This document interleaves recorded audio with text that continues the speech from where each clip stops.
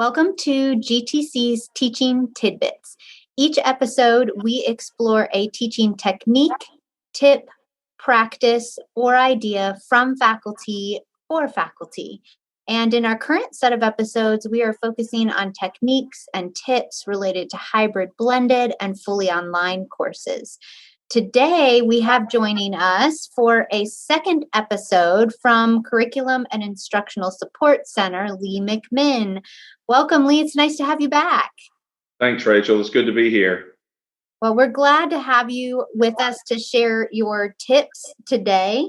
With so many courses following a hybrid blended or fully online format, our use of Blackboard and its many tools has increased as well. And as is true of any technology tool, challenges can arise. And lately, CISC has seen these challenges heavily in the use of tests in Blackboard. So Lee is here to share a bit about some of the different test options that you should be considering or avoiding. So Lee, I'm going to turn it over to you to share your tidbits. All right, thanks, Rachel. What I'm going to do is I'm just going to share my screen here, and we're going to look at some of the test options. Here we're looking at playground course, and we have a couple tests set up. To access the test options, just click on the action menu on the right end of the test name and select test options. What we're going to focus on here is three of the main ones where we've been having a lot of difficulty in running these online tests.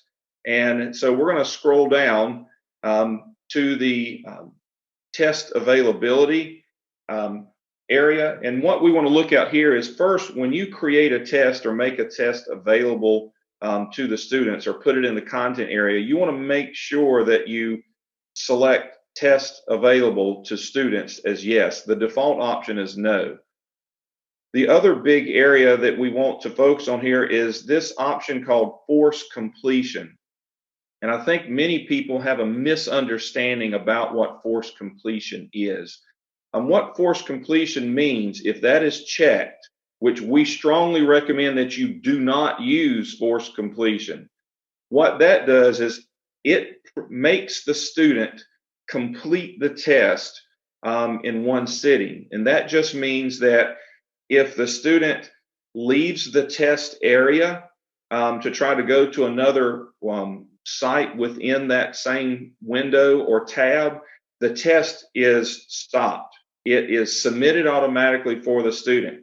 If the student loses power, if their laptop dies on them, power's out on them, if they lose internet connection, even if the internet connection flickers, it submits the test for the student at that time and they're done.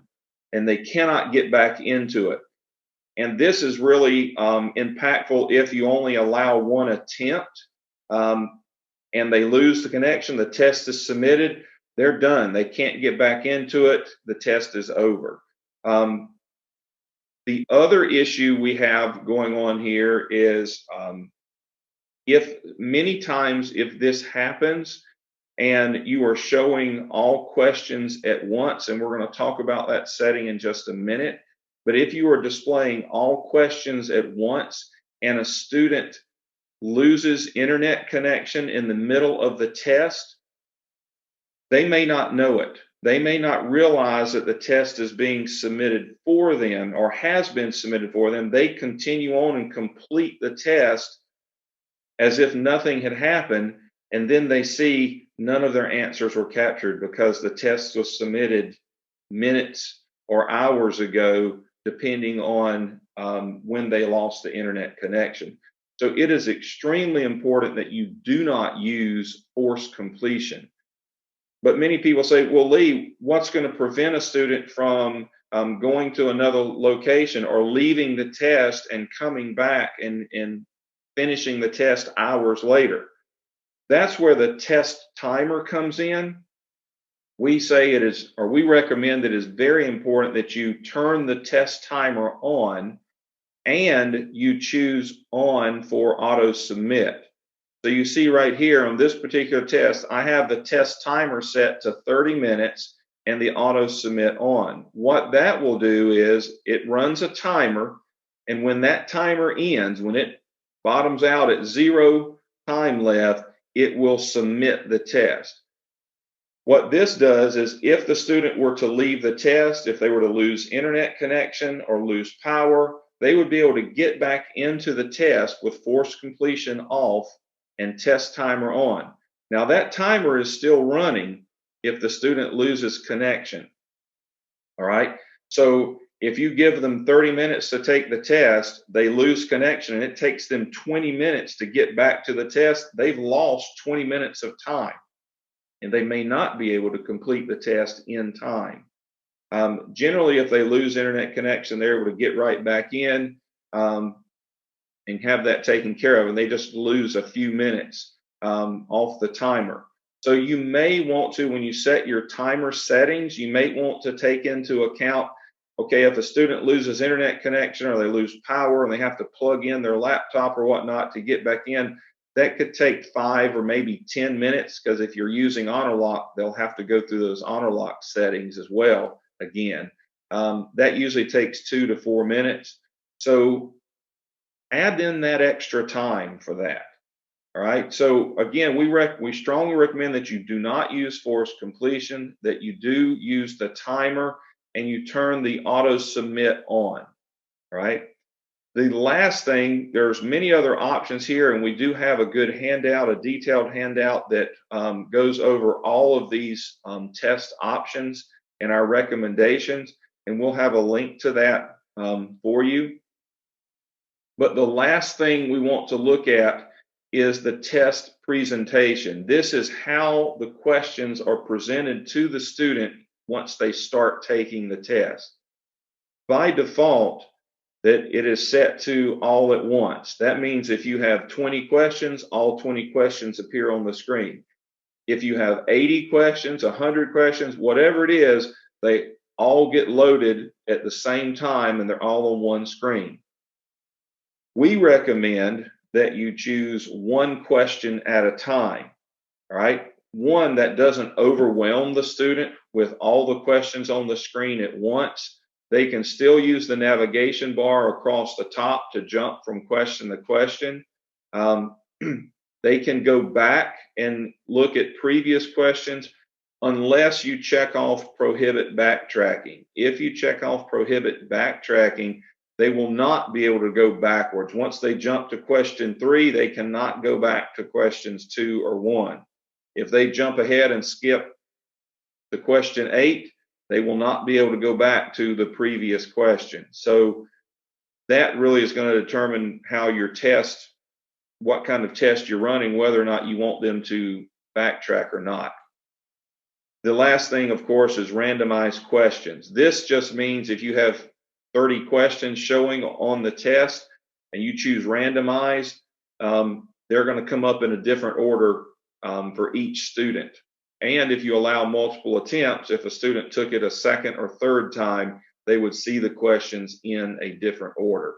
This does not affect the answer choices. If you're using multiple choice or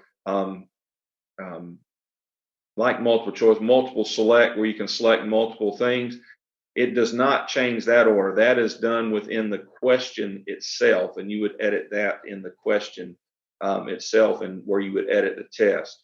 But we really recommend it. Now, why do we recommend one at a time instead of all at once? This goes back to that forced completion. If a student is seeing one question at a time and they were to lose internet connection, they would get a warning. They would know that the test got submitted for them, that sort of stuff. But again, if you don't use forced completion, it really goes either way. Honor lock sometimes can get a better tracking on the student if you show one question at a time, but that's really the difference there. All right, now, one other thing I want to point out is the submissions of a student. When a student completes the test, all right, they they will know by what screen they're saying. I've taken a couple screenshots and I'm just showing this here. This screen right here was what students will see, and I can zoom in so you can see it better if you're watching this recording.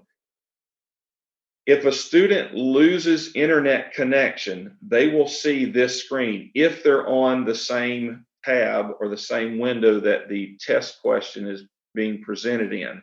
They will see a warning that they've lost connection. You need to check your status. And it will continue to pop up until they get internet connection back up, right? Once the student clicks submit, all right, when the student clicks the submit button, they will get this screen at the top center that tells them it's a confirmation screen and they have to click OK. If they click cancel, they will go back into the test.